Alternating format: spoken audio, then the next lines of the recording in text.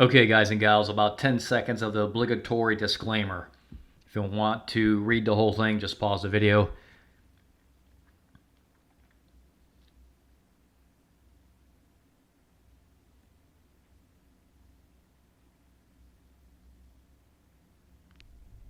Members only, let's take a look at wheat futures, March 2022 contracts.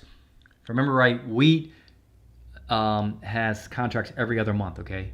So I don't think there's a February contract. I think it's just January, March, then May, and like that, okay? All right, so that's the new session that just started. This is 11:30, and obviously that was the day before. What am I seeing here? Well, sure, the 50-day is right here. Oh, by the way, you can also trade /XW for the E-mini wheats. Very affordable, by the way. Very affordable. I think it's like 410 bucks per contract to trade that. Okay. By the way, for those that don't know about futures and how to trade them, you look in the description below the video. There's a three-part series there. It says something about trading futures, three-part series, whatever. Watch it. Okay. Get onto your broker. Tell them you want a futures account and get one open. Okay. You can trade. You can do it. It's not as hard as it. People make a big deal. Oh, I can't trade derivatives. Oh, don't worry about it. Okay. Just start getting the ball rolling. Get your futures account opened up. Okay. If your broker doesn't offer futures trading, you're at the wrong broker. It's time to get on out of there. Okay, transfer your IRA, your whatever, over to the real brokers. Okay, we can't trade futures in most IRA accounts, but anyway, think about it. Okay, what do I think? Well, yes, we're close to the 50-day moving average, but bangy bingo cannot be ignored. That is looming large, folks. And why? Because on the daily chart, since about October 4th, it's been doing that. And now we're getting a rollover. And we're not getting some rollover way down here on the zero line. No, we're getting it way above. With coming off significant amplitude back here. Okay? So the chances are pretty decent that it may, and then break. Okay? Chances are decent. Though every time it's tried, it's always resisted going way below, except for way back here, which that was way back in July. So I'd want to see that.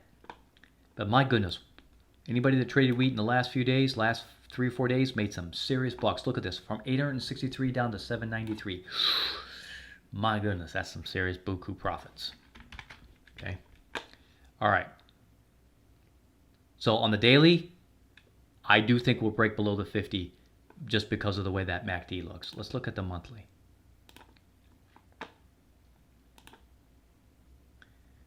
Haven't had a red candlestick in 7 months, 6 months. Okay. This is the first day of December. On the December monthly candlestick, just showing up now, I believe. Yeah. Okay. I think it's going to go red.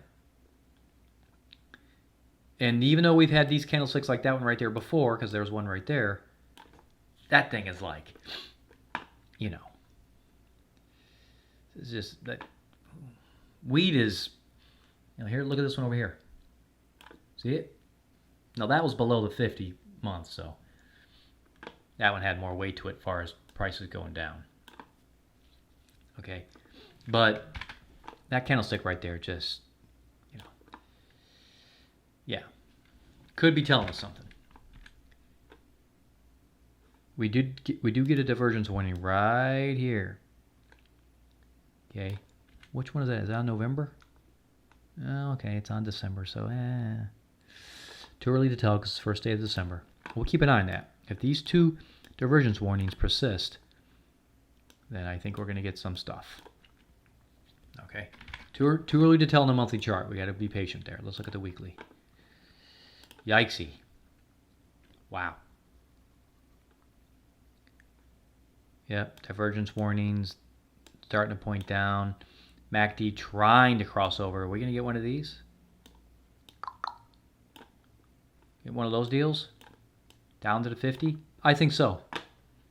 If I just had to flip a coin right now and just like instinctively look at this chart, Yeah, remember this is a rising 50. I always talk about that. Don't get fooled. It isn't this price, 694.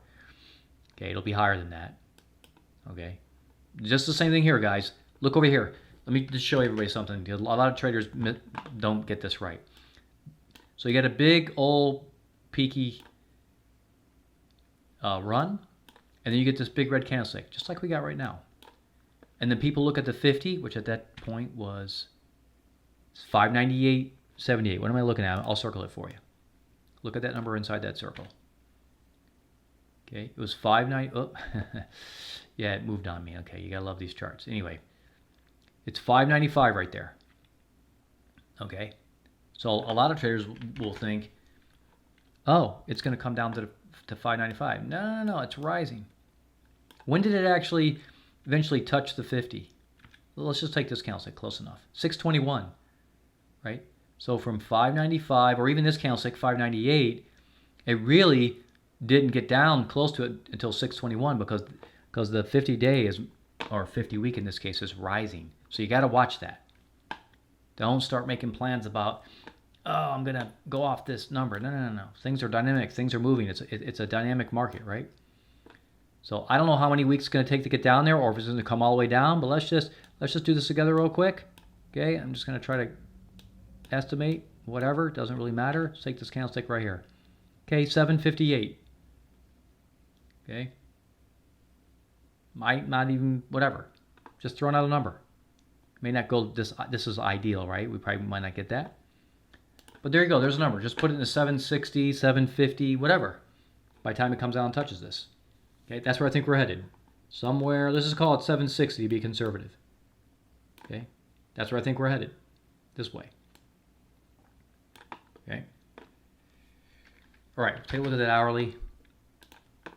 And then look at that. Oh my goodness. Boom. Looks like it's trying to make a turn. Probably will.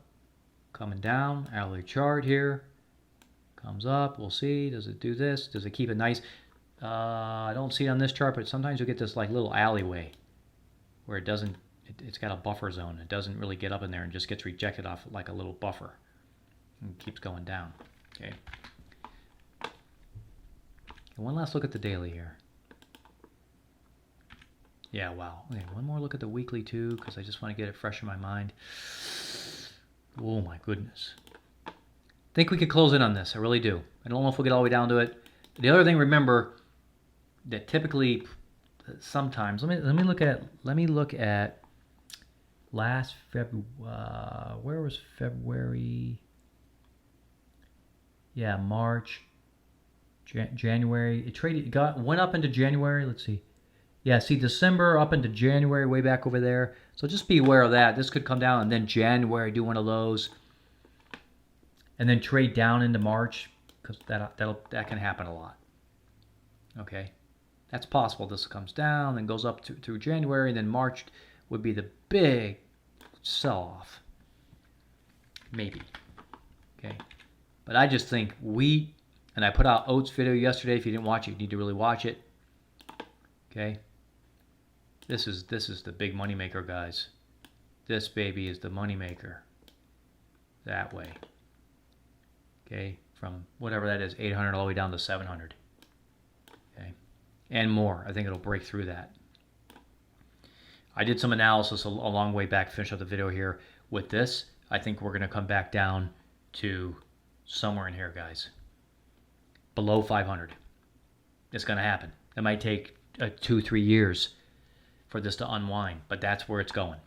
You're going to come down and go below this. Okay. Just one last thought here. Look at wheat, guys. Look at here. Just look at that average. You can eyeball charts, right? Bam. Where's that? That's below 500. Upper 400s.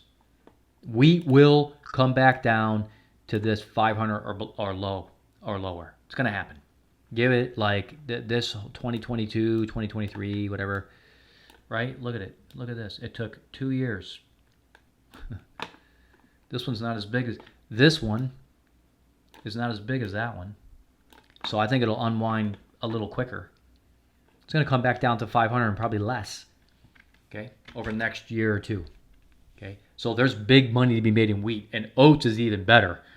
Okay, all right, that's it for now. I'll talk to y'all real soon again next time.